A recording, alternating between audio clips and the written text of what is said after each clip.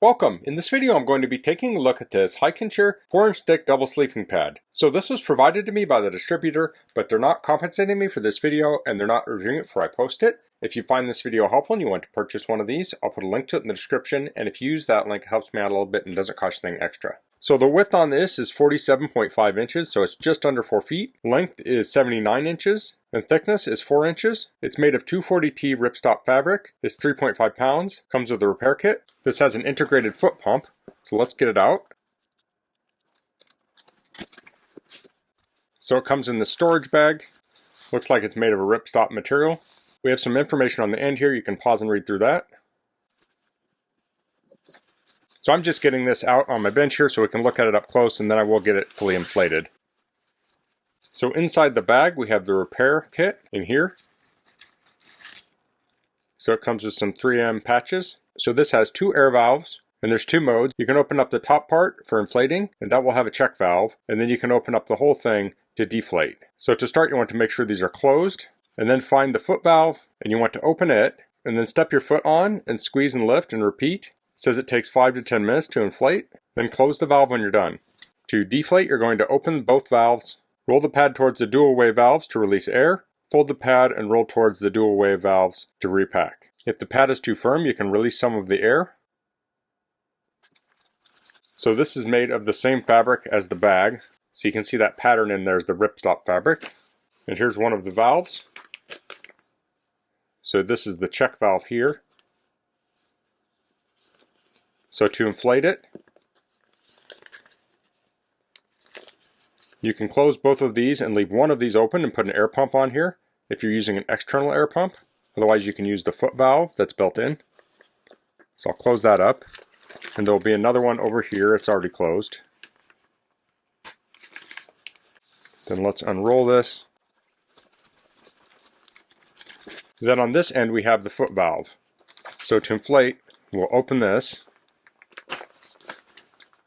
And this has a piece of foam in it that acts as a spring. So that, along with this check valve here, will inflate when you step on it. And that pump is on the end opposite of the valves. So when it's rolled up, you're rolling the air towards the open valves. So I'm going to loosely roll this back up. So I wanted to take a quick close-up look at my bench here. Let's go to a place where I can spread this out and we'll get it inflated.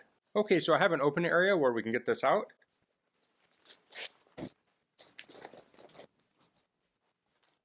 So I have the valve open here. So the foot pump is here on the left. I have the valve open. So I'm going to inflate this. I'm going to speed up the video, but I'll put a time up for how long this took.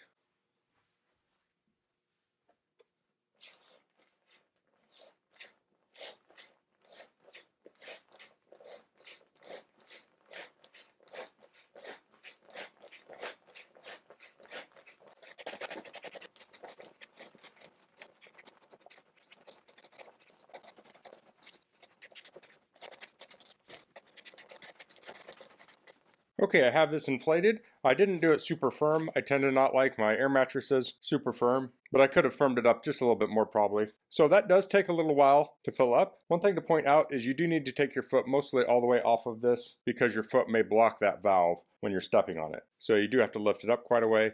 So I was steadying myself with a chair. If you're at a campsite, you might steady yourself with another person or a picnic table. So if you don't want to use the foot pump, you can use an electric pump or an inflator bag on one of the valves. It is nice that the foot pump is there anyway if you want to add a little bit of pressure or if your pump is not working. So now I'll lay down on this. So I'm around 6 foot tall.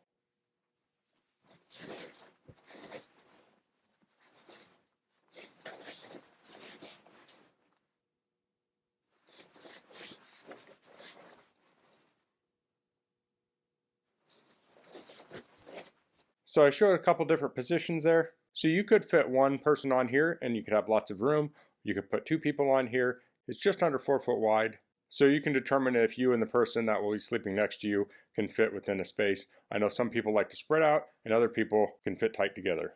As far as comfort goes, this was on par with other air mattresses I've used. As I said before, I like to have a little bit of give to it. So a lot of times I'll set the mattress where if I sit on it, my butt is pushing through, sitting on the ground. And then when I lay flat, it will even that out and I'll be floating. Once you're done using this, you can fold it up. So I'm going to open both of these valves. I'm going to roll it up to get the air out, and then I'm going to fold it and roll it again.